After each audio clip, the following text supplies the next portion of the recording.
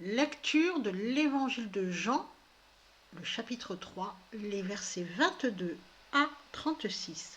Après cela, Jésus et ses disciples se rendirent dans la campagne de la Judée, où il séjourna quelque temps avec eux, et il immergeait les gens.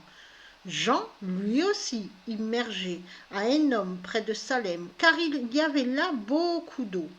Et les gens continuaient à affluer pour être immergés. Ceci se passait avant l'emprisonnement de Jean. Il s'éleva alors une discussion entre quelques-uns des disciples de Jean et un juif à propos du rite des ablutions. Ils allèrent trouver Jean et lui dirent « Rabbi, tu te souviens de l'homme qui était avec toi sur l'autre rive du Jourdain, celui dont tu as parlé ? Eh bien, il est ici, et il immerge, et tous viennent à lui. » Jean répondit « Nul ne peut recevoir quelque chose à moins que cela ne lui soit donné du ciel. Vous pouvez vous-même confirmer que je n'ai jamais dit que j'étais le Messie, mais que j'ai été envoyé devant lui.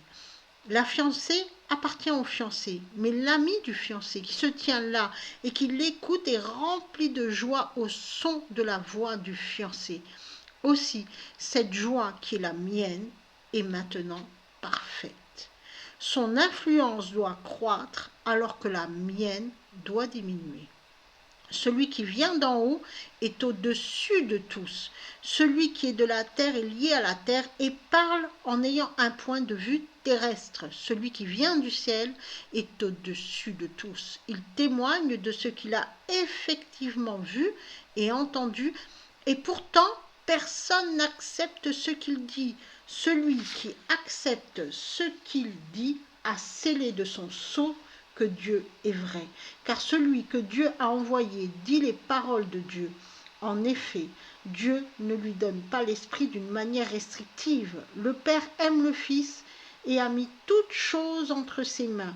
Celui qui met sa confiance dans le Fils a la vie éternelle, mais celui qui désobéit au Fils ne verra pas cette vie, mais reste soumis à la colère de Dieu.